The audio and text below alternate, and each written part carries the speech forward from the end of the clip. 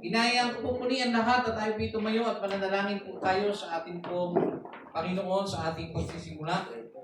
Praise God. O Diyos na buhay, banal at makapangyarihan sa lahat. Maraming salamat po sa pagkakataong muling ibinigay niyo po sa amin sa huling bahagi ng gawain ito. Dalangin po namin ang inyo pong pangunguna sa amin na ikaw po siyang patuloy na magbukas ng aming mga pakinig na aming pong maintindihan ang nais niyo pong ituro sa amin. Basbasan niyo po, O Diyos, ang inyong lingkod na siyang mangangaral ng iyong mga salita na ituro niyo po sa akin, Panginoon, kung ano dapat kong sabihin at kung ano ang dapat kong salitain. Basbasan niyo po, O Diyos, ang bawat isa sa amin na kaming lahat ay matuto at magkaroon po, O Diyos, ng unawa at pag-asa sa pamamagitan ng iyong mga salita. Nawa, kami, O Diyos, ay magkaroon ng matibay na direksyon na kami po, Diyos, ay makapaglingkod sa inyo ayon po sa nararapat na nais niyo pong makita sa amin. Ito po ang aming dalangin, Ama, sumainyo po ang kapurihan, ang kaluwalhatian at ang kadakilaan magpasawalang hanggan sa dakilang pangalan ng iyong anak na si Jesus. Amen. Praise the Lord. Palakpakan po natin ang ating Panginoon. Yes!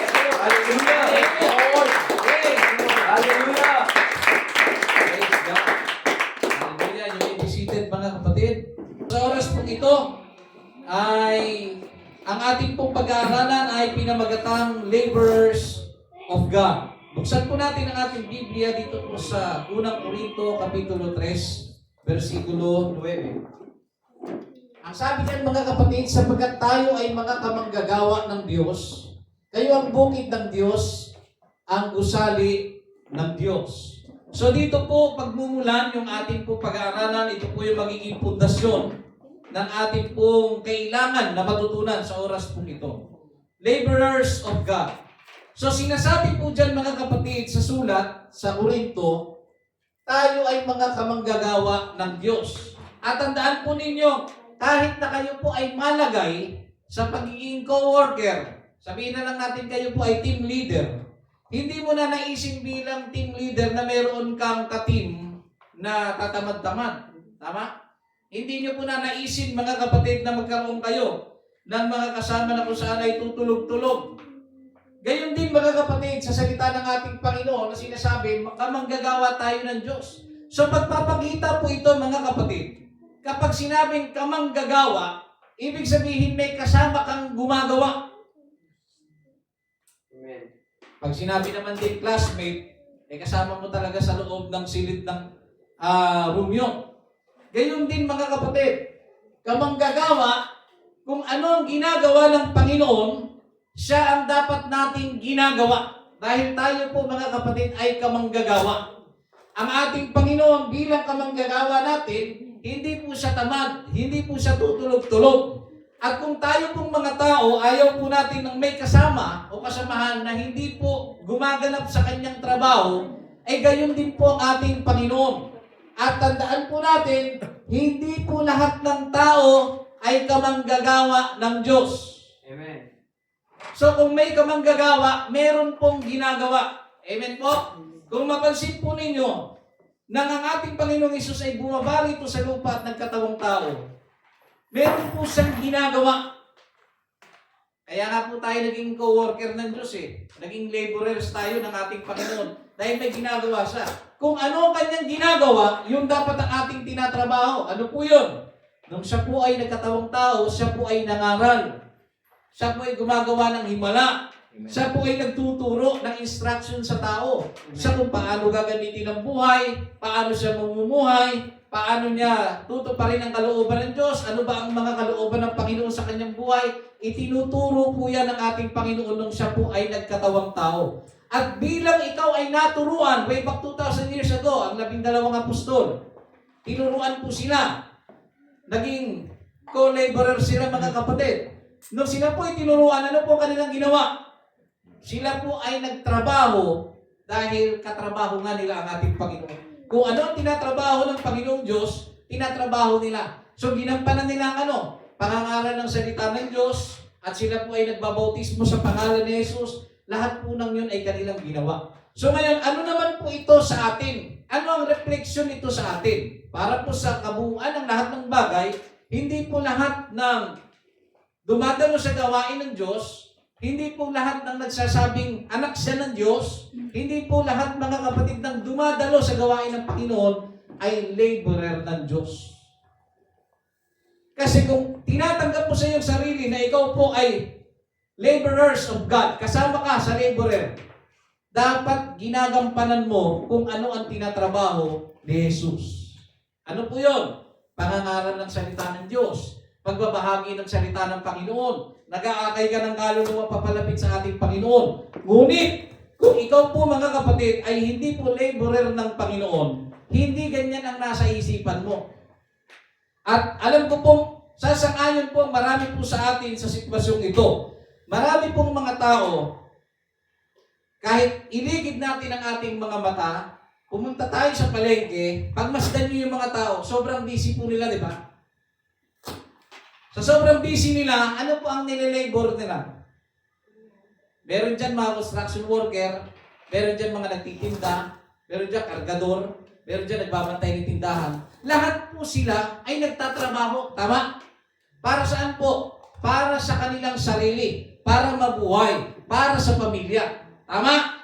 Ngunit, iilan lang po dyan ang makikitaan yung bukod sa nagtatrabaho sila para mabuhay, nagtatrabaho sila para sa Diyos. Sa paanong paraan? Kahit nasa trabaho sila, nagbabahagi sila ng salita ng Diyos. Amen. Tinatrabaho nila. Bakit po? Ang ating Panginoong Hesus, mga kapatid, bumaba siya sa lupa, hindi po siya namuhay gaya po ng tao. Tama? Nung siya po ay nagkatawang tao, mga kapatid, hindi po siya nagtrabaho para sa kanyang sarili para may makain. Hindi po siya, mga kapatid, sa kanyang pagbaba sa lupa, ay nag-iisip na gusto ko magkaroon ng bahay, gusto ko magkaroon ng magandang buhay, gusto ko magkaroon ng pamilya, gusto ko magkaroon ng ganito, ng ganyan, na siyang iniisip po ng mga tao sa ating panahon. Sa ating pong panahon, totoo po yan. Marami pong mga tao nagtatrabaho para sa pamilya, hindi po yan masama. Para sa sarili, para mabili ang gusto, marating ang pangarap, hindi po siya masama. Pero nagiging masama lang po siya, mga kapatid, kung ang buong puso't isipan natin at ang ating atensyon ay nakatuon na lamang sa lupa at wala ka nang iniisip, mga kapatid, na meron ka sanang magagawa para sa Diyos. Amen? Naunawaan po ba natin? Amen. Praise the Lord. Ngayon po, sa sumunod po, pag sinabing God's co-workers, mga kapatid, sige sis, may sulat ba? Ang sabi dyan, Paul and Apollos, and by extension of all ministers, are servants working together with God, not independently. Okay? So, dapat natin maintindihan, mga kapatid, na tayo po bilang mga servant ng Panginoon. Kung kayo po ay nasa larangan ng pamumuno ng iglesia, o kung kayo po ay katuwang ng namumuno sa iglesia, mga kapatid, ang lahat po ng ating ginagawa bilang mga worker ng ating Panginoon, tayo po ay nagtatrabaho na magkakasama para sa Panginoon. Amen. Hindi pa pwedeng nagtatrabaho ka ng hiwalay sa disenyo ng Panginoon. Right. Sabi pa ng iba, mga kapatid, ay gawin nyo yung kaya nyo maggawin para sa Panginoon at gagawin ko yung pwede kong magawa sa Diyos. Mali po yun, mga kapatid. Iisa po dapat ang direksyon, iisa po dapat ang trabaho natin. May mga tao, mga kapatid, na ayaw ng pinakikialaman pagdating sa paglilingkod sa ating Panginoon, which is hindi po tama. No? Iisa dapat ang ating layunin. At ang sabi dito, God's field husbandry. Pag sinabing God's field husbandry, mga kapatid, ito po yung pagsasaka sa bukid ng Diyos. Kasi kanina, kung ibabalik natin, sister, ang ating binabasa, 1 Corinthians chapter 3, verse 9. Ang sabi niya, sapagkat tayo ay mga kamanggagawa ng Diyos. So, meron pa siyang sinasabi na bukod. Merong word na kayo. Tama? Sapagkat tayo ay mga kamanggagawa ng Diyos. Ang kinakausap niya dyan, mga kapatid, yung tunay na mga kamanggagawa. Nagsisip na bautismuhan, marahil namumuno sa iglesia, o mga katuwang sa iglesia. Yun po yung sinasabi na, sapagkat tayo. Binabakuran niya ng mga kapatid kung sino yung totoo na manggagawa. At meron pa siyang sinabi, kayo ang bukid ng Diyos. Sino po ang sinasabihan dyan, mga kapatid? Siyempre yung sinulatan, mga kapatid sa pananampalataya sa Korinto. Yan. So, yung kayo, ang bukid ng Diyos, ang gusali ng Diyos, sila po yung lupon ng mga tao na pinangangaralan ng mga apostol. So kung ikaw po ay nangangaral, papasok ka mga kapatid sa salitang tayo. Kamanggagawa ka kasi nangangaral ka eh. Nagbabahagi ka, namumuno ka sa isang cell group o sa isang gawain ng Panginoon. Kasama ka dun sa tayo. Ngunit, yung nasa ilalim mo, sinasabi dyan, sila po yung mga bukid ng Diyos, ang gusali ng Panginoong Diyos. Na siya pong tinatrabaho mo para sila ay lumago sa pananampalataya. Naunawaan po natin mga kapatid. Amen. At yung tinatawag na God's building. Okay? Yung sinabi dyan, kayo ang bukid ng Diyos, ang gusali ng Diyos. Tama? Dalawa po yung binanggit. Yung gusali na yan, doon tayo mga kapatid sa God's building. Ang sabi dyan, the people are also a structure being built by God with Jesus as the foundation on which others build. Yan. So ito pong building na tinutukoy mga kapatid o yung gusali, sila po yung mga tao na itinayo ng Panginoon sa pamamagitan po ng mga apostol at mga mangangaral. Ang kanilang pundasyon ay ang Panginoong Diyos, hindi po ang tao. Amen. Naunawa natin? Kaya kung ikaw po ay naglilid ng isang gawain sa ating Panginoong Diyos at meron kang hinahawakan at pinamumunuan ng mga tao, at sila po ay lumago sa pananampalataya. Hindi po sila lumago dahil sa galing ng leader o sa husay ng leader. Sila po ay lumago dahil sa Panginoon. At ang dapat na maging pundasyon ng mga tao, yung bukid o yung gusali ng Diyos, which is yung mga tao nasa ilalim ng iglesia, pamamahala ng mga namumuno, no? Kung sila po ay nariyan sa ilalim mga kapatid, dapat ang kanilang maging pundasyon ang Panginoon. Naunawaan po natin? So dapat yan ang ating maintindihan. At dito tayo mga kapatid, sa lahat po sa atin na naririto at nakikinig ng salita ng ating Panginoon, aminin man natin o hindi, maniwala man kayo, sumang-ayon kayo o sa hindi po lahat tayo, ang pundasyon natin ay ang talagang Diyos. Amen. Hindi po lahat. At kung kasama ka doon sa aking binabanggit na hindi ka kasama doon, ay kailangan mo magbago ng isipan mo sa paglilingkod. Kasi kung ang Diyos ang iyong pundasyon, ano man ang mangyari sa loob ng simbahan, hindi ka aalis sa paglilingkod sa Diyos. Amen. Kasi ito po yung problema sa ating pong panahon, lalo na po sa church age. Itong panahon natin. Kapag ikaw ay nasaktan sa loob ng simbahan, hindi ka na magsisimba. Kapag meron kang nakaalitan sa loob ng simbahan, kapatiran, hindi mo nagustuhan ng ugali, o kaya in-approach ka ng hindi mo nagustuhan, o kaya may narinig ka sa salita ng Diyos na nasaktan ka, ang sakit naman ng salita rito ng Diyos, hindi na ako magsisimba, o kaya, ay, pangit na mga ugali ng mga tao rito, hindi na ako magbabalik dito, hindi na ako sisimba. Ibig sabihin, nagpapakita yan na ang pundasyon mo at ang dahilan ng pagparito mo ay hindi ang Diyos. Amen. Kasi lahat po ng kasamahan natin dito, may kasiraan po tayong lahat. Right. Amen. No? Kung masama ugali ng isa, tandaan mo may kasamaan ka rin ng ugali. Meron ka rin kasiraan sa buhay. Amen. Lahat po tayo nandirito, kaya tayo naririto at ipinagbuklod ng Diyos sapagkat tayo'y makasalanan. Amen. Wala pong perpekto sa loob ng simbahan. Kaya kung nasaktan ka sa isang kapatid, nasaktan ka sa isang gawain o sa isang salita ng ating Panginoon, kailangan mag-reflect ito sa ating kaisipan at sa ating puso na sila ay hindi perpekto gaya mo. Amen. Hindi pa pwedeng gamitin natin dahilan pagdating ng panahon na huhukuman tayo ng Diyos. Sasabihin natin, kaya lang naman po ako hindi nagsimba Panginoon kasi hindi ko gusto yung ugali ng pastor namin eh. Hindi ko gusto yung ugali ng leader namin o ng asawa ng pastor namin o yung anak ng pastor namin o yung kapatira namin. Kaya po ako tumalikod sa inyo. Hindi po pwede. Mayroon tayong accountability sa Diyos. Amen. Mayroon tayong pananagutan sa Diyos. Doon nga masusubok mga kapatid eh. Sa panahon offended ka, doon mo lalong palabasin yung aral ng Panginoon na magmahalan kayo. Amen. Doon po kasi lalabas yun eh. Kasi ang pagmamahal hindi po nasusukat yan dahil sa maganda ang flow ng lahat ng bagay, puno ka ng pagpapala, okay kayo ng misis mo, okay ang inyong kabuhayan. Hindi po yun ang sukatan ng pag-ibig eh. ang tunay na pag-ibig na susukat sa oras, mga kapatid, na hindi ka ibig-ibig ang sitwasyon, mananatili ka bang umibig? Yun po, mga kapatid, ang dapat nating maintindihan. Ngayon po, sa ating pong pagpapatuloy, narito ang ilang mahalagang versikulo, mga kapatid, sa Biblia tungkol sa pagiging manggagawa ng Diyos. Okay, dito tayo, mga kapatid. Una, sa pagiging manggagawa ng Panginoon, ibinibigay sa atin ang impormasyon na tayo po ay katuwang po ng Diyos. Hindi po tayo pabigat. Ang sabi po sa 1 Corinthians chapter 3, verse 9, sapagkat tayo ay mga kamanggagawa ng Diyos, maliwanag po yan. O, sabihin mo nga sa katabi mo, brother, sister, kamanggagawa tayo ng Diyos.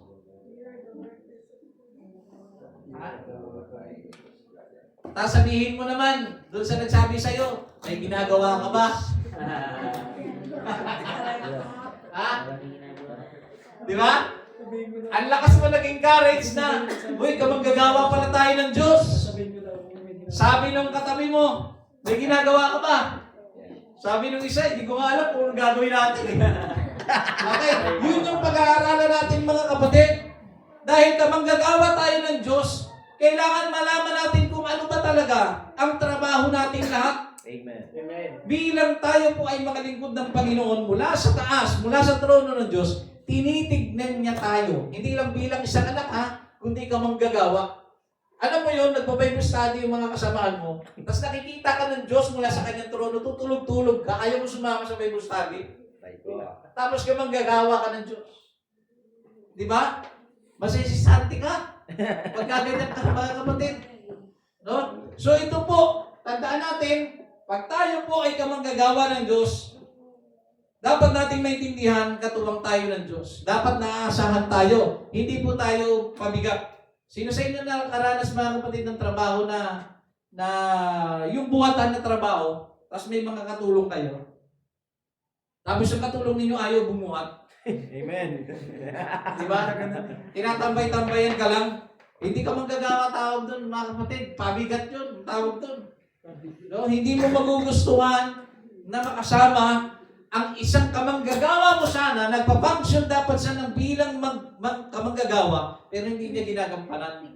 Nakakainis yun. Kung ikaw nga naiinis, ang Diyos pa kaya? Amen. Okay? Sumunod po, bilang mga kamanggagawa ng Diyos, sabi diyan, ang pagpapagal ay hindi sayang. Okay? Kapag ikaw po ay kamanggagawa, ano po ang trabaho natin bilang manggagawa? Ibahagi ang salita ng Diyos. Mag-imbita tayo ng mga tao papalapit sa Panginoon. Amen. No? Magbasa tayo ng Biblia para malaman natin kung ano pa yung pwede natin magawa para sa Panginoon.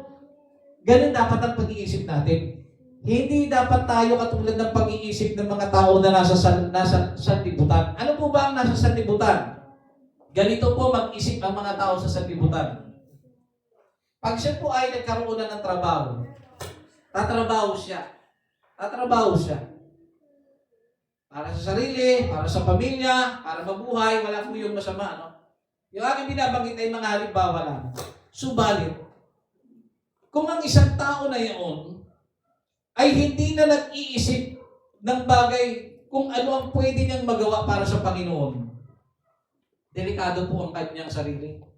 Delikado po ang isang kaluluwa ng isang tao na ang kanyang buong isipan ay nasa panlupa lamang. Lalo na yung mga salitang, gusto ko nito, gusto ko ng ganyan, gusto kong marating to, gusto kong makakuha to, gusto kong etc. Puro ko. Hindi niya iniisip na, gusto ko, para sa Diyos to, sa ganito to, para sa kapurihan ng Diyos. Bihira po makakarinig ng ganyang tao. Naunawaan po natin, mga kapatid. So bilang ikaw po ay kamanggagawa, sinasabi dyan, ang pagpapagal ay hindi po sayang. Pag sinabing pagpapagal, ito po yung mga pagtitiis, mga pagsasakripisyo, mga ginagawa mo para sa Panginoon, garantisado, mga kapatid, hindi po nasasayang yan. Amen. Ang sabi po, dito sa 1 Corinthians chapter 15, verse 58, kaya nga, mga kapatid kong minamahal, kayo'y magsitatag, huwag makilos na laging sumasagana sa gawa ng Panginoon. Yamang nalalaman ninyo na hindi walang kabuluhan ang inyong gawa sa Panginoon. So kinakausap po dyan mga laborer ha. Tayo pong lahat na mga kamanggagawa po ng Diyos. Sinasabi dyan mga kapatid, magsipagtatag daw tayo.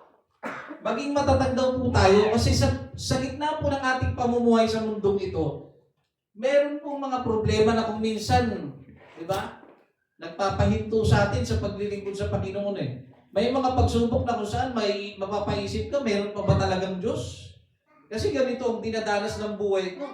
Di ba? So sabi dyan, bilang mga makamanggagawa, pinapayuhan tayo, inaaralan tayo, na magsitatag tayo. At meron pang sinasabi, huwag makilos. Pag sinabing huwag makilos, huwag ka daw mauuga sa mga problema, sa mga suliranin, sa kung ano ang nangyayari sa iyong buhay. Huwag daw po tayong mauuga dyan. At ang sabi dyan, ano dapat natin gawin? Laging sumasagana sa gawa ng Panginoon. Ano po yung gawa ng Panginoon? Doon dapat tayo sumagana. Gumawa ng mabuti, no? Gumawa tayo ng mabuti sa ikaluluwalhati ng Diyos, sa ating kapwa. Yun po dapat. At ang sabi niya, yamang nalalaman ninyo na hindi walang kabuluhan ang inyong gawa sa Panginoon. So lahat po ng ginagawa nating sakripisyo sa Panginoon, may bilang po yun. Lahat po ng ating ginawa, hindi po yan makakalimutan ng Panginoon. Lahat ng tinulong mo sa gawain ng Diyos, lahat ng sinakripisyo mo para sa gawain ng Panginoon, lahat mga kapatid ng ginagawa mo para sa ikaluluwalhati ng Panginoon mga kapatid, hindi po yan nawawalan ng kabuluhan. Lahat po yan may bilang. Kaya huwag kang mag-iisip o magsasabi sa sarili mo na parang wala naman yatang nangyayari. Bible study ako ng Bible study, parang hindi naman nagbabago yung mga tao. Huwag tayo mag-isip ng gano'n mga kapatid. Nandiyan ka, magsalita ka lang, salitain mo ang salita ng Panginoon. Hindi ka nariyan para ikaw ang magbago sa buhay nila. Hayaan mo ang salita ng Diyos ang magbago ng buhay nila. Kaya may frustration tayo kung minsan sa buhay na ito na bakit parang hindi sila nagbabago. Kasi nga, parang inaako mo sa sarili mo na magbabago sila. Amen. Sa pamamagitan mo, mali po yun. Pag ikaw po ay laborer ng Panginoon, sasabihin mo lang ang pinasasabi ng Diyos. Kung makinig po sila o hindi, eh wala ka na doon, labas ka na doon. Amen. Hindi yung masyado mong dinadamdam na nasa Diyos po ang kapasyahan. Nasa kanila ang desisyon, nasa Diyos ang kapasyahan. So wag po tayo mga kapatid, maapekto o paapekto. Sumunod po, number 3. Bilang mga kamanggagawa ng Panginoon, ano po ba ang mayroon dito? Tayo daw po ay inihalin tulad sa manggagawa sa ubasan. Ang sabi sa Matthew chapter 9, verse 37 hanggang 38. Nang magkagayoy, sinabi niya sa kanyang mga alagad, katotohanay ang aanihin ay marami, datapwat kakaunti ang mga manggagawa. Sumunod, idalangin nga ninyo sa Panginoon ng aanihin na magpadala siya ng mga manggagawa sa kanyang aanihin. Sino sa inyo nakabasa ng versikulo na yan? Amen. Yan po ay senaryo na kung saan po, nung ang Panginoong Diyos ay kasakasama ng mga alagad, nakita niya yung mga tao. Nung makita niya yung mga tao, sobrang busy ng tao sa buhay. Mga pampersonal, panglupa lang talaga yung isip nila. Nung nilingid ng Panginoong Isus ang kanyang mga mata, yun nga po yung kanyang sinabi. Balikan natin, sister. Ang sabi niya, nung magkagayoy, sinabi niya sa kanyang mga alagad, nung makita niya yung napakaraming tao, katotohanay ang aanihin ay marami. Ang pinupunto niya, nung kausap po kasi yung mga apostol, sila po kasi ay hindi pa nakakakilala dati sa Panginoon. Tama po ba? Nung nakakilala sila sa Panginoon, ang sabi niya, itong mga tao na to, ang daming aanihin. Okay? At ang sabi diyan, datapat kaunti ang manggagawa. Sino po yung manggagawang kaunti na tinutukoy niya? Yung mga kasama niya. Kasi maliban kay Jesus, may 12 siyang kasama. Sabi niya, ang daming aanihin, ang daming taong hindi pa nakakakilala sa Diyos. Ngunit kakaunti lang ang manggagawa. Sino lang? Ang Panginoong Jesus at yung 12. At kung may mga na-convert pa, ibig sabihin, kakaunti pa rin. Sa dinami-dami ng tao, mga kapatid, sa atin lang ilan tayo rito? Magpalagay natin na nasa 20 tayo. Sa 20, ilan ang populasyon ng naik? Napakalaki. napakaliit lang po ng bilang natin bilang manggagawa ni Jesus. So, dahil kaunti ang manggagawa, yun sinabi niya. Katotohanan ay, ang anihin ay marami, dapat kaunti ang manggagawa. So, anong solusyon para magkaroon ng manggagawa? Kasi nung sinabi ng Panginoon, kumbaga, ito yung problema. Daming tao, dami ng anihin. Pero kakaunti ang manggagawa. Anong solusyon na sinabi ng Panginoon? Sumunod. 38. Sabi diyan, idalangin nga ninyo sa Panginoon ng aanihin na magpadala siya ng mga kamanggagawa sa kanyang aanihin. Tingnan ninyo pinakita niyo yung problema. Kinausap niya mga kapatid yung mga tao at nagpahayag siya ng solusyon. Anong sabi? Idalangin ninyo sa Panginoon ng aanihin na magpadala siya ng mga manggagawa. Kaya dapat yan, isa yan sa mga kasama sa prayer po natin, mga kapatid. Sa tuwing nananalangin tayo, Panginoon, sana po magpadala po kayo ng mga manggagawa. Amen. Pag sinabing manggagawa, mga kapatid, ito po yung gumagawa ng mga bagay sa ikasisiya po ng Panginoon. Amen. Huwag mong gawing literal na pagpunta mo doon sa may construction. Uy, manggagawa ka, di ba? Halika, sama ka sa akin. Hindi po yung ganun, mga kapatid. Ito po, mga kapatid, ay tumutukoy sa mga tao na ready. Ready po sila, mga kapatid, na maglingkod sa Panginoon. Naunawan po natin, mga kapatid. Sumunod po, number 4. Patungkol po sa manggagawa. Ito po yung paglilingkod ng buong puso. Kapag tayo po ay kamanggagawa ng Diyos, tayo daw po ay naglilingkod dapat ng buong puso. Sabi sa Colossians chapter 3, verse 23 hanggang 24, sabi diyan, anumang inyong ginagawa ay inyong gawin ng buong puso na gaya ng sa Panginoon at hindi sa mga tao. Okay? Maliwanag po yan. Dapat nating maintindihan yan, mga kapatid, sapagkat marami pong kapatid sa mananampalataya sumasablay po sa sitwasyon na ito. Bakit po? Marami po sa mga tao, gumagawa po sila sa simbahan, gumagawa sila sa gawain ng Diyos, gumagawa sila sa harapan ng Panginoon, pero hindi talaga para sa Diyos, para sa tao. Kaya kung may gagawin tayo, para dapat sa Diyos. Amen. Halimbawa, brother, mag-aayos tayo ng bubong. Ako, libre po ako. Ako na pong gagawa. Hindi yung pagdating mo sa bubong, wala kasi ibang gagawa eh. Mga kapatid, hindi po ganun yun. Kaya lang naman ako napilitan eh, walang nagtataas ng kamay. Mga kapatid, mali po yun. Dapat kapag gumagawa tayo sa Panginoon, gawin natin yun. Amen. Na para bagang sa Diyos natin ginagawa. Ganun po dapat, mga kapatid. Naunawaan natin, mga kapatid, lahat ng gagawin dapat natin naka-address dapat sa Panginoon. Okay? Sumunod po, pagtitiwala sa trabaho. Yan. Kung ikaw po ay kamanggagawa ng Diyos, dapat nagtitiwala ka sa kakayanan mo, sa trabaho mo. Hindi yung, halimbawa, literal magpalitada, tama? Hindi ka sigurado sa lahat ng gagawin mo. Mga ilang kayang buwaming kasi dyan.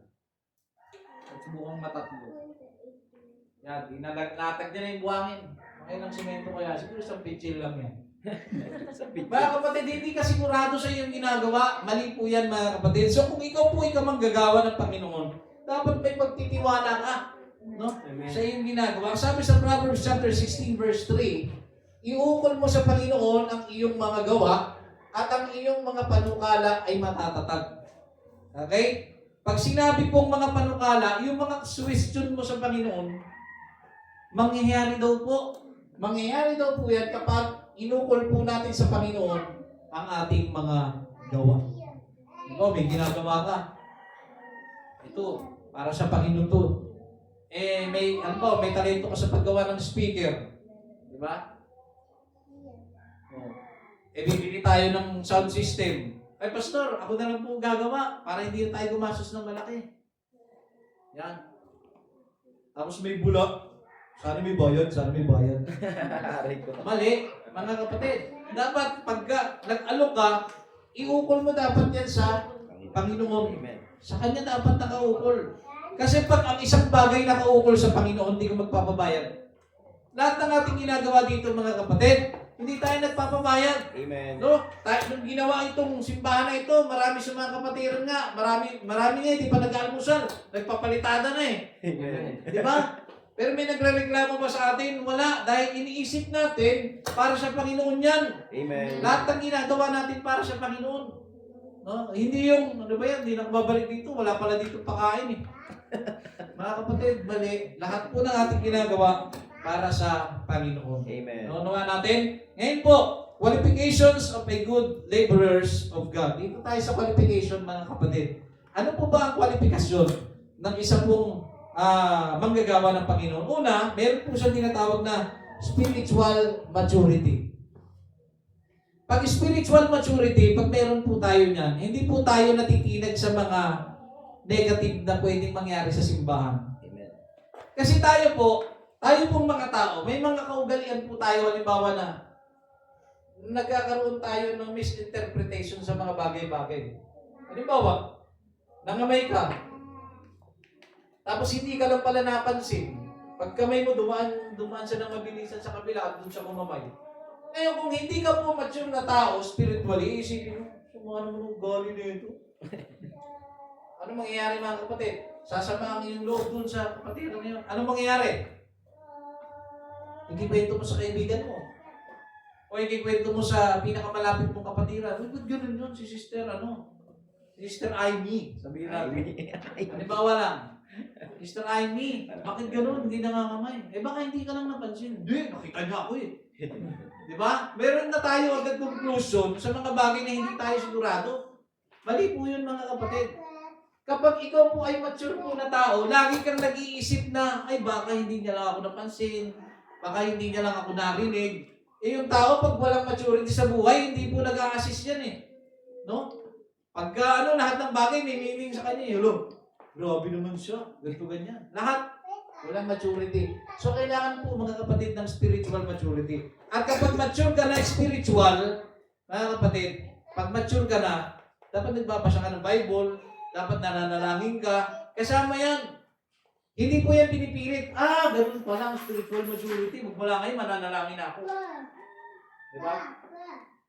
Ang tanong hanggang kailan?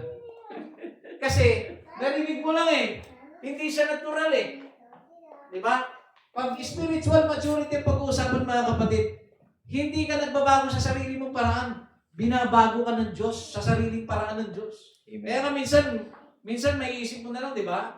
Dati, palaway kang tao. Pagka mayroong kang hindi na gusto mong ugali, talagang lumalaban ka na agad eh. Pero nung ikaw po'y nakakilala sa Diyos at binago ka ng Panginoon, narinig mo yung isang salita na dati mabilis kang gumanti. Nung narinig mo, nag-iisip ka na. Hindi ka na basta tira ng tira, iniisip mo na agad na, wala pa pala sa tao na ito, pinatulak ko to. Di ba? Ganun po eh. Amen. So nag-iisip ka na, meron ka spiritual maturity. Sumunod po mga kapatid, unwavering faith. Pag sinabing unwavering faith mga kapatid, hindi po natitinag ang pananampalataya mo sa Diyos. Hindi yung nananampalataya ako, pagagalingin ng Diyos ang aking sakit. Pagagalingin niya ako in Jesus' name. Maya-maya, nakapakapan yung buho niyo, magaling na ba ako? Parang hindi pa. Yan. Nagkakaroon ka mga kapatid ng tinatawag na nauuga yung iyong pananampalataya. Pagka ikaw humihiniling sa Panginoon at sigurado ka sa hinihiling mo, dapat tanggapin mo yun. Dapat manindigan ka doon. Halimbawa, Panginoon, naniniwala ko makakatapos ako ng pag-aaral. Yan. So, i-claim mo na yun sa sarili mo na makakatapos ka. May kapamaraanan po ang ating Panginoon. Sumunod po, mga kapatid, good character. Number 3, dapat may good character ka. Hindi ka dapat, mga kapatid, alam niyo yun, yung 10 taon ka na sa simbahan, kung magsalita ka, lagi pasigaw pa rin. Diba? May mga taong ganun, mga kapatid eh. Mahilig sumigaw, no? Mahilig mambato. Ganda ng karakter niya, no? Mga kapatid, mali po yun. Pag ang karakter po natin, mga kapatid, hindi po na bago, magkakaproblema tayo dyan. So kung ikaw po ay merong good character, pasok ka sa tinatawag na laborer. No? Laborer ka ng ating Panginoon. Kasi ang pangit naman po kasama. Tingnan nyo nakaranas na ba kayo na may kasama kayo sa trabaho nyo? Magaling sa lahat ng aspeto, pero pangit makisama. Yung tipong pag nandiyan siya, mas gusto mo na lang umabsent. Di ba? Ano po yan mga kapatid? Mahirap pong kasama yan ganyan. Nauunawaan po natin mga kapatid. So pag ang good character meron ka mga kapatid, pag umalis ka, ikaw ang maaalala nila. Napakasarap po nun mga kapatid. Nung aalis ka, nangihinayang lahat ng mga kasamahan mo. Ayan ang maaalala mo sa kanya. Naalala ko sa kanya. Pagdating niya dito, lagi may dalang pandesal yun. No? Napakapangit naman ng pag-alis mo. Ay, buti na lang. Nagkaroon ng kapayapaan tayong lahat. Diba? So, ang karakter po natin mga kapatid ay dapat maging maayos bilang laborer ng ating Panginoon. Sumunod po, trustworthy o yung tinatawag na mapagkakatiwalaan. Mahirap pong kasama ang isang kasamahan sa trabaho hindi nagbabalik ng sukli.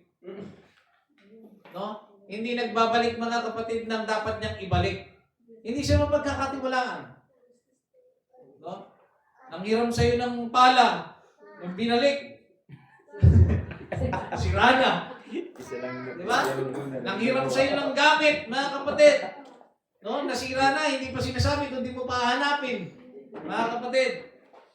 No? So, kailangan mapagkakatiwalaan tayo sa lahat po ng aspeto. Sumunod po mga kapatid, number 5, yung obedient. Mayroon tayong spirito ng pagsunod. Susunod po dapat tayo. Lahat po ng instruction natin, manggagaling po sa Panginoon. Amen. Naunawaan natin? Sumunod po, number 6, humble servant. O meron ka tinatawag na mapagpakumbaba na pagiging lingkod ng ating Panginoon Diyos. So, tatandaan niyo po, kapag humble po ang isang tao, yan po yung mga taong willing to learn. Amen. Sila po yung mga taong gusto nilang natututo sila. Alam niyo po, may dalawang klase pong tao. Hindi po majority yung sasabihin ko. May dalawang klaseng tao na mapapansin ka. Yung isang nagmamarunong, tapos yung isang marunong pero mas gusto niyang makinig lang ng makinig. Ha? Alin po tayo ron? Hindi po pa nagkausap. Minsan, pagka nagkausap, usap patungkol sa hirap ng buhay, grabe pinagdaanan ko. Ito ganyan.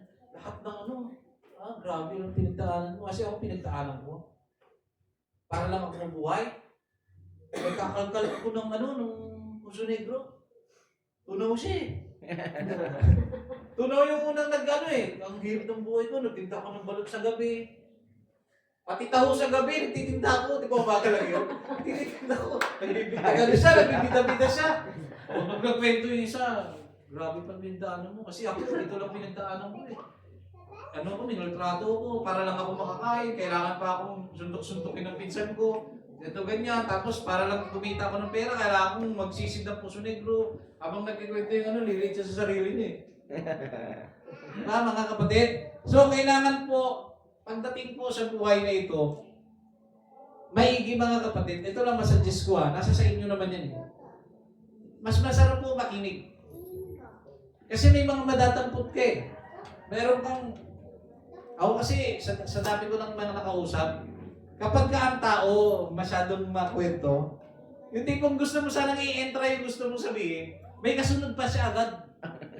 Hindi ka na niya bibigyan ng pagkakataon. No?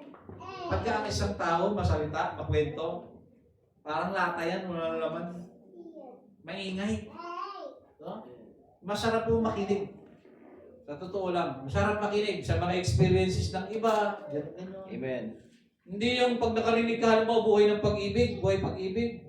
Ay, ikaw, ano masasabi mo? Kahit wala siyang alam, sasabihin niya yung alam niya lang na hindi niya naman talaga alam yung sinasabi niya.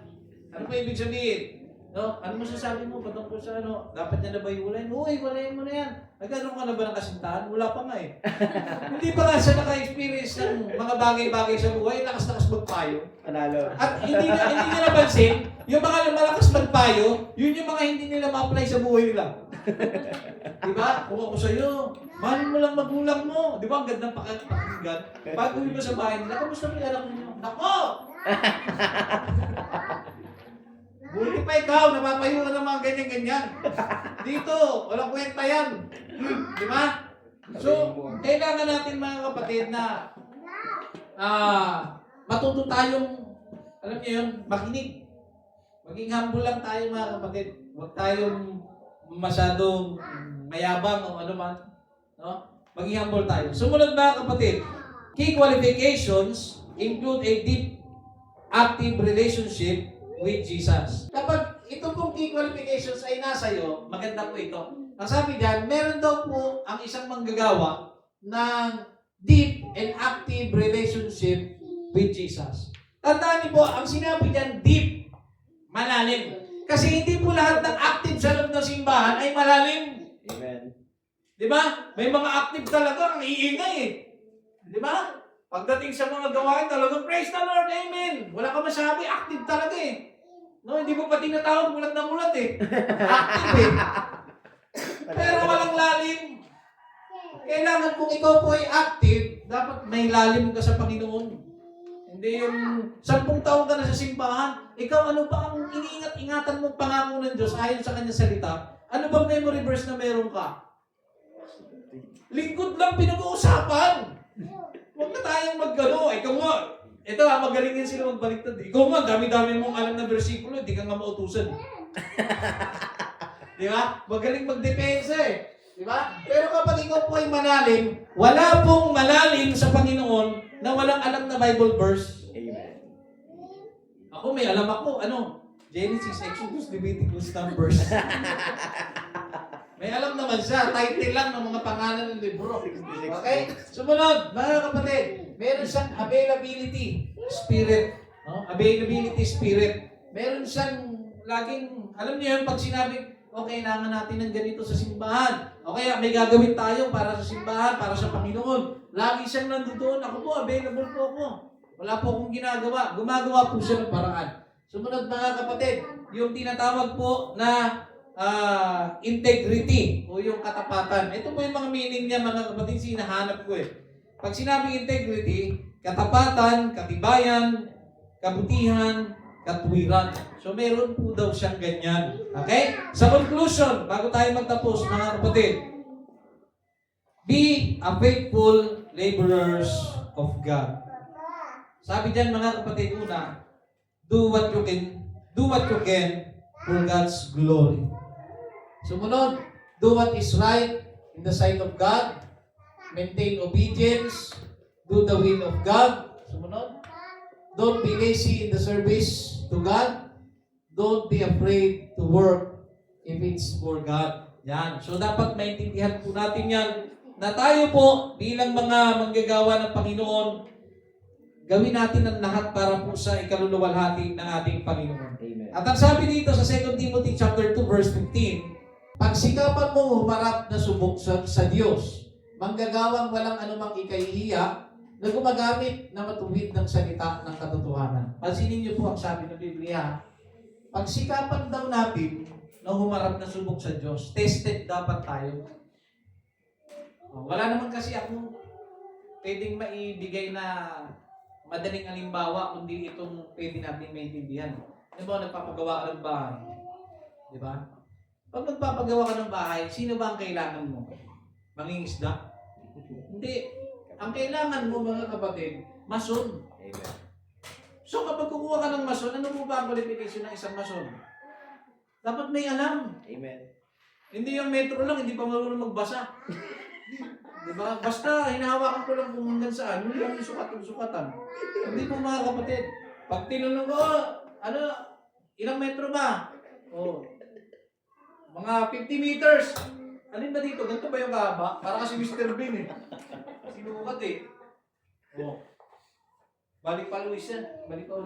Hindi po ganun mga kapatid. Pag ikaw po ay mason, alam mo dapat ang lahat. Okay? So, sa ating pong pagpapatuloy, sinasabi dyan, pagsikapan mong humarap na subok. So, kung ikaw, halimbawa, mason ka, subok ka dapat. Sa lahat, alam mo dapat. No? So, sa atin din, bilang isang manggagawa ng ating Panginoong Diyos, mga kapatid, dapat haharap tayo sa Panginoon na tested po tayo. Amen. Praise the Lord. Naunawaan natin, mga kapatid, Dapat tested po tayo. Sa paanong pong paraan, mga kapatid. Gaya nito, inihalimbawa ito kanina ni Brother Jerome. Medyo ilis ko lang ng konti. Halimbawa, nakakilala ka na sa Diyos. Gusto mo talagang ibigay ang buhay mo sa Panginoon.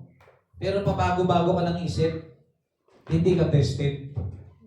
Kasi pag tested ka, hindi ka lang po sisimba kasi libre oras mo. Amen. Hindi ka lang po maglilingkod sa Diyos kasi puno ng pagkain ng ref mo. Paano kapag nasa kahirapan ka na? Amen. Tatandaan niyo po, pag tayo po ay naglingkod sa Panginoon, hindi po nangako ang Panginoon sa atin na kapag tayo po ay naglingkod sa Kanya, hindi ka na magugutom kailanman sa lupa. Amen. Hindi po nangako ang Diyos, mga kapatid, sa atin na once naglingkod tayo sa Kanya, hindi na tayo makakaranas ng gutom. Amen. Hindi na tayo makakaranas ng karamdaman. Wala pong ipinangako ang Diyos sa atin na gano'n, mga kapatid. Amen. Kundi, ang dapat natin panghawakan, bagamat ikaw ay nagkakasakit, bagamat ikaw ay nagugutom, bagamat ikaw ay naghihirap, meron pong pangako ang Diyos na buhay na walang hanggan. Amen. Ang kanyang pangako ay nandoon sa langit, mga kapatid. Wala rito sa lupa. Right. Naunawa natin, mga kapatid. Amen. So dito natin dapat maintindihan sa buhay na ito, sinusubok tayo ng Diyos. Humarap tayo na subok sa Panginoon. Sinusubok dapat tayo. At sa pagsubok sa atin, mga kapatid, dapat tested po tayo. Okay? Pag walang-wala ka na, magsisimba ka pa rin ba o hindi? Pag gutom ka ba, magsisimba ka pa rin ba o hindi? Kasi kung hindi ka tested. So kailangan natin subok tayo. Subok na manggagawang walang anumang ikahihiya na gumagamit ng matuwid na salita ng katotohanan. Sumunod po. Proverbs chapter 16 verse 3. Kanina po ito. Sinasabi dyan, iukol mo sa Panginoon ang iyong mga gawa at ang iyong mga panukala ay matatatag. Tatandaan niyo po, lahat naman po tayo may panukala sa Diyos eh. Amen. Meron tayong mga inaasam-asam, meron tayong mga hinihiling-hiling. Pero ang tanong po, nararamdaman kaya ng Panginoon na ang lahat ng ginagawa mo sa buhay na ito ay nakaukol sa Panginoon? Kailangan kasi masagot po yan eh. Halimbawa po, sa buhay pamilya. Sa buhay pamilya, halimbawa, kung ikaw po ay, halimbawa, single parent ka, o lalaki o babae, dapat mong maintindihan kung saan mo dadalhin ang pamilya mo. Amen. Naunawa natin? Dapat alam mo sa sarili mo kung saan ang direksyon. Kasi marami po, mga kapatid, na buhay pamilya, magulo. Tama? Hindi magkasundo yung anak sa magulang. Hindi magkasundo yung asawa sa asawa. Walang kapayapaan, magulong bahay. So, walang direksyon. Kaya nagkakagulo ang isang sambahayan. Meron kasing bagay na problema eh. Meron pinagmulan, kaya magulo. So, kailangan mong ayusin. At para maayos mo yan, kailangan mong kilusan at sa pagkilos mo, dapat nakaukol sa Panginoon. Naunawa natin? Nakaukol sa Panginoon. Tingnan ninyo ha, meron po halimbawa mag-asawa, ang hirap mong nilang pagbatiin. May ganun po ha. Meron din kapatid, ang hirap pagbatiin. Bakit mahirap pagbatiin? Lalo na kung ikaw po yung nasaktan, no? Napakahirap nun. Ikaw na yung nasaktan, ikaw pa hingin na sorry. Mahirap po yun. Pero ito po yung ating titignan dito, no? Sa gitna po ba ng magulong relasyon, buhay pamilya, buhay mag-asawa, buhay magkapatid, sa lahat ng relasyon na magulo, kung ikaw po itatanungin, dahil involved ka sa gulo, gusto mo bang maayos? Pag gusto mong maayos, siyempre sasabihin mo, opo, gusto kong maging maayos. Pero hindi ako mauuna. Tama? Hindi ako magpapakumbaba. Sila dapat. Dahil sinaktan nila ako eh. Maayos mo ba o hindi? Hindi yan maayos. Pero, tingnan niyo yung versikulo, iukol mo sa Panginoon ang iyong mga gawa. At ang iyong mga panukala ay matatatag. Gusto mo maayos eh. Sa isang banda gusto mo maayos pero ayaw mo lang mauna. Hindi ka talaga mauuna kung gagawin mo yan para sa sarili mo. Pero kung nakaukol sa Panginoon, kahit isipin nila na mahina ako sa part na ito, aayusin ko. Hindi na ito patungkol sa akin. Iuukol ko ito sa Diyos. Amen. At kapag ka gumawa ka, ginawa mo yun para sa Panginoon, anong susunod na mangyayari? Mangyayari ang iyong inaasam-asam na maayos ang relasyon ninyo. Nakuha natin mga kapatid. Yun pong mahirap eh. May mga bagay po talaga na hirap talaga tayong gawin bilang tao. Pero kapag ka inukol natin sa Panginoon, hindi nagiging mahirap ang bagay. Amen. Na ano nga natin mga kapatid. Pero lagi natin tatandaan, lahat ng bagay may kapanahunan. Huwag mo rin naman pilitin kung hindi pa kaya. Kasi pag pinilit mo, ang bagay na pinipilit, mga kapatid, hindi po siya nakakabuti. May tamang panahon. Ang importante lang, huwag mong isasara ang sitwasyon na maayos kung ano man ang nasira. Naunawaan natin mga kapatid. So kung ikaw po ay laborer ng ating Panginoon, kung ikaw po ay manggagawa ng ating Panginoon, lahat daw po ng ating gagawin, i-address po natin sa ating Panginoon. At ang sabi dito sa huling talata, Hebrews chapter 12, verse 1, sabi dito mga kapatid, kaya't yamang nakukubkub tayo ng makapal na bilang ng mga saksi. Okay? Itabi namang walang liwag ang bawat pasan at ang pagkakasalang pumipigil sa atin at ating takbuhin may pagtitiis ang takbuhin inilagay sa harapan natin. I-focus niyo po yung inyong mga mata dito sa sitwasyon na ito mga kapatid. Ating takbuhin nang may pagtitiis ang takbuhin inilagay sa harapan po natin. Alam niyo mga kapatid, maniwala naman po kayo sa hindi. Meron po talaga tayong takbuhin. At yung takbuhin po na yun, mission po natin yun. Amen. Ang mission po natin dito sa mundong ito, hindi po ang magpakayaman. Hindi po pangunahin sa buhay ang magpakayaman, mga kapatid. Amen. Hindi po pangunahin na dapat ay iniisip natin ang marangyang buhay. Hindi po yan yung takbuhin na ibinigay sa atin, mga kapatid. Ang takbuhin inilagay sa atin, mga kapatid, takbuhin daw nating may pagtitiis. Ano po yung mga kapatid? Sa pagiging Kristiyano, hindi po madali. Marami tayong masasagupa. Marami tayong mga pagsubok na pwedeng harapin. Pero dapat takbuhin mo. Magpatuloy ka. Huwag na huwag kang susuko. Kasi ang finish line, langit po mga kapatid. Hindi po dito. Tingnan nyo ha, mga kapatid, isipin nyo na lang ng maigi ha. Makamit nyo man ang lahat ng bagay dito sa mundo. Pero pagkatapos ng buhay mo, wala kang buhay na walang hanggan. Ano mapapala mo? Wala po mga kapatid. Kaya kung iisip-isipin lang natin ng maigi, no? Pagbubulay-bulayan po natin sa ating paglilingkod sa ating Panginoon Diyos, takbuhin natin, magpatuloy po tayo. Huwag na huwag po tayo mga kapatid susuko sa paglilingkod sa ating Panginoon. Hindi po ang yumaman sa mundong ito ang gustong mangyari sa atin ng Diyos. Kung mangyari yan sa iyo, pupurihin ng Diyos. Pero hindi kasi yan eh. Takbuhin natin. Bilang mga kamanggagawa tayo ng Diyos, tumakbo tayo sa panuntunan ng Diyos. Mangaral tayo, kapatid. May mga kamag-anak kayo, may mga kaibigan kayo, may mga mahal kayo sa buhay. Dalhin niyo po sila sa Diyos. Amen. Nang sa ganun, pag nakakilala po sila sa Panginoon, sila rin po ay maituring na mga kamanggagawa ng Panginoon. Nang sa ganun, yung mga taong mga hindi nakakakilala sa Panginoon, mga taong makasalanan, makabalik po sila sa Panginoon. Yun yung ating takbuhin eh. Habang tumatakbo, invite tayo, magdala tayo ng maraming kaluluwa sa Panginoon. Eh sa oras po ito mga kapatid, sa ating pong pagtayo, let us all stand. Pupurihin po natin ang ating Panginoon. So sa oras na ito mga kapatid, nawa, ang ating pinag-aralan ay nagbukas po ng ating kaisipan. Hindi po tayo basta lamang po tau-tauhan ng Diyos. Tayo po ay laborer ng Panginoon. So kung ikaw po ay laborer mga kapatid, magtrabaho ka base sa inilagay ng trabaho sa iyo ng ating Panginoon. Ano po ba ang trabaho natin? Tayo po ay magdala ng mga kaluluwa.